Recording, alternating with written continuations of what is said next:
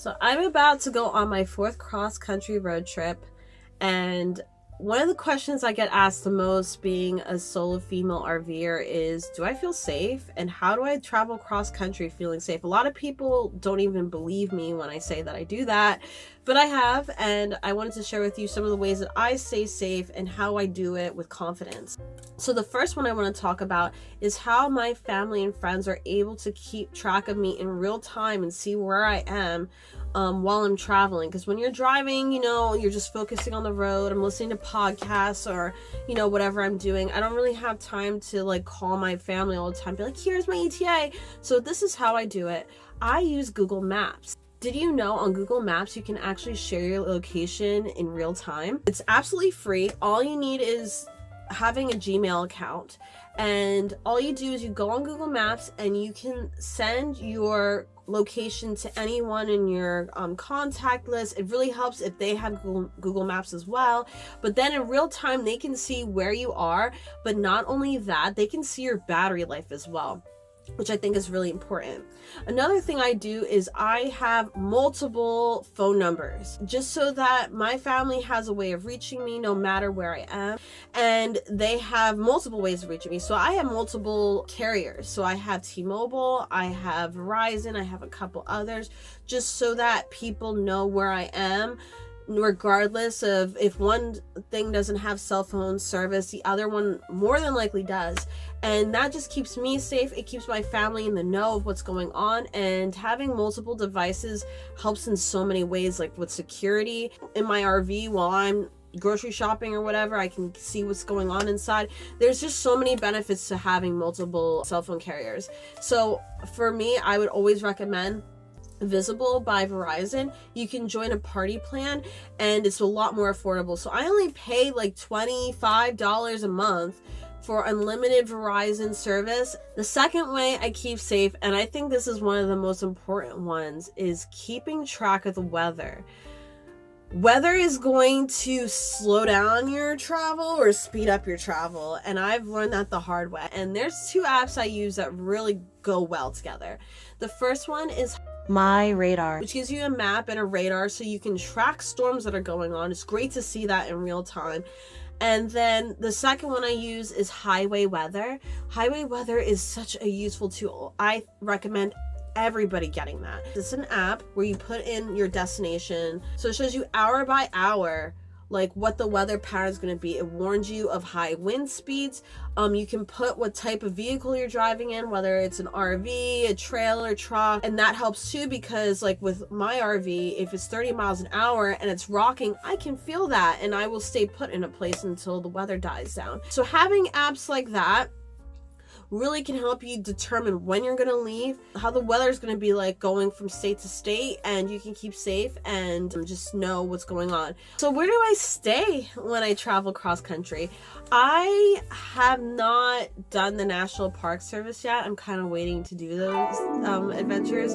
What I usually do is once I pick my route, I usually stick to one of my favorite apps, Harvest Host. Now, Harvest Host is an annual subscription where you can stay at wineries, breweries, farms. And the great part about that is it helps me see more of the country that I probably would have never seen before. I'm a small towny kind of girl. I love small towns, hoping that one of the places I happen to be in will become my future hometown that I absolutely love. I have an idea of what I'm looking for. I would love to find a town with like a great art community and is close to nature. Like those are the 2 things that really matter most to me. But anyway, with Harvest Host, it gives me the ability to do that and see parts of the country I would have never seen before. Sometimes I have to go a little bit off the freeway, the highway to get there, but I feel like it's worth it all the time. When you stay at these places, they usually have things you can buy just to help support these small businesses, so I save a bit of money for that. I really love that. It's a great way to meet people. It's a great way to see parts of the country, hidden gems you would have never seen before. Like some of my favorite places I stayed in Harvest Host were in like Arkansas, in Alabama, Minnesota, and just like random places.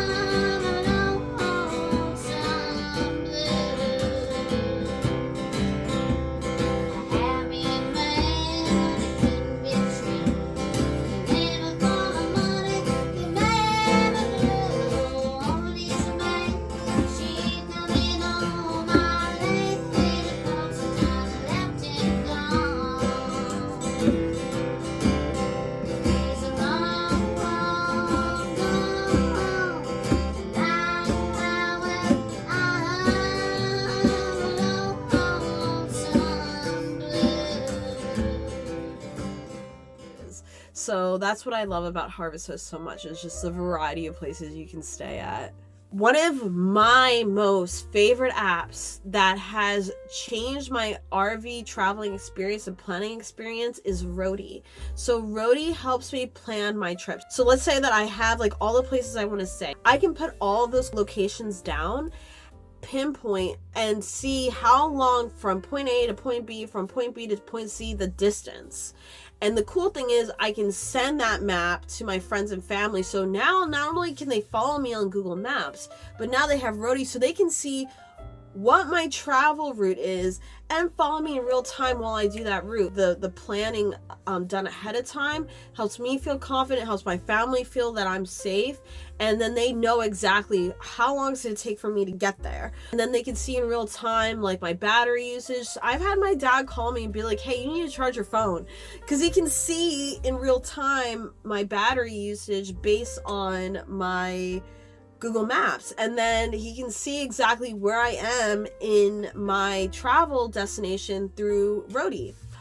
My travel time is really important to me too, when it comes to safety. I like to travel during the day. This will be my first time traveling in the winter, so that's gonna make me have to wake up early so that I can get to my destination before sunset. But I like to go 4 to 7 hour stint of driving, because I'm alone and I want to make sure that I get to my spot while it's daylight so I can scope and make sure it's a safe place. I've not stayed at a Walmart yet. I have stayed at Cracker Barrels. So to find free boondocking, where I'm not using Harvest Host, I usually use Free Roam and freecampsite.net, and I read the reviews. The reviews are so important because it tells you if this place is safe, if it's not safe, if it's still a place you can park at, if it's not. And I also like to see what travel gas stops are around too, because you can stay at those too. Just be respectful if you decide to stay at a truck stop. And remember, it's just for a day or a night.